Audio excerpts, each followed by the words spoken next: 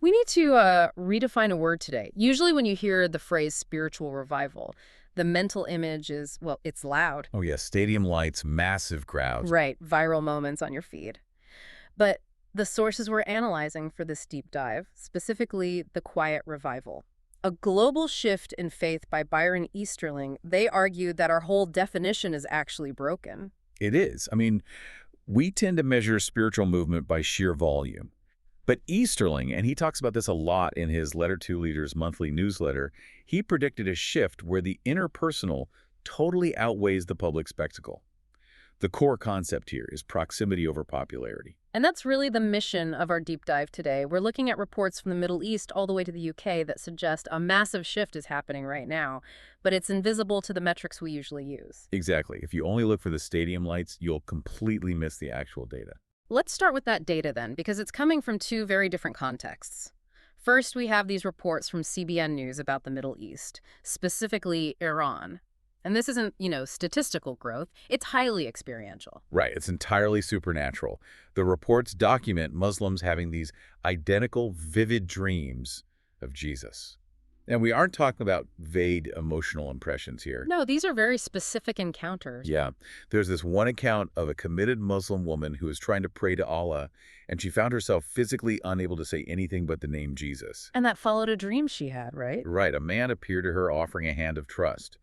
I know it sounds irrational to a modern Western ear, but Easterling's point is that this quiet revival bypasses human influencers entirely. It's direct contact. Which brings us to the green room account in the source material.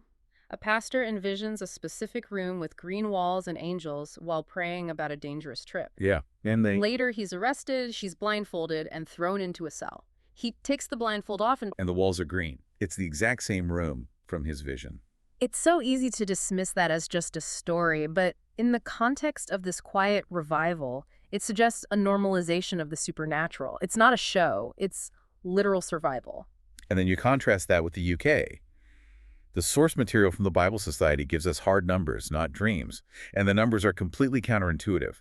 In a highly secular society, church attendance among 18 to 24-year-olds jumped 50% in just 6 years.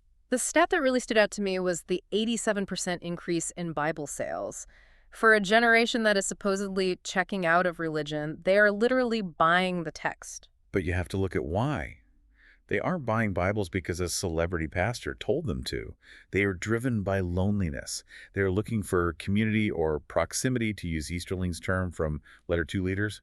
They want a safe harbor, not a rock concert. So if the mechanism is different, dreams in Iran, community in the UK, the underlying mindset has to be different too. This is where the theologian N.T. Wright comes in. Wright provides the architectural framework for this whole shift.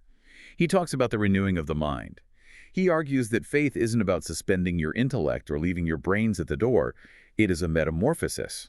You have to think differently about where you actually are. Which connects perfectly back to Easterling's idea of the stonemason. This analogy really helps explain why proximity matters so much more than popularity. It's such a beautiful image. Wright asks us to imagine a medieval stonemason working on a cathedral. He spends his entire life carving one single block of stone. He will never see the cathedral finished. He isn't building the cathedral, he is building for the cathedral. That completely reframes the goal. It really refutes the idea that the end game is just getting saved and waiting to die. Precisely. It gives immense dignity to the small, quiet work. If you are building for a future kingdom reality, then a simple conversation over coffee or just being a safe place for a neighbor is an extra credit. It is the work. It's the architecture. That's the worker in the field concept that Easterling promotes. Yes. You don't need a massive platform. You don't need to be an influencer. You just need to be present. The revival is happening in the mundane interactions between two people, not in a broadcast to a million. It's a total shift from seeking institutional validation to embracing personal transformation. And realizing that the transformation actually is the validation. So here is the thought to leave you with today. If the most significant spiritual shifts are currently happening in the quietest places, in private dreams or small rooms, what groundswell is happening right under your nose that you are missing simply because you are waiting for a spectacle?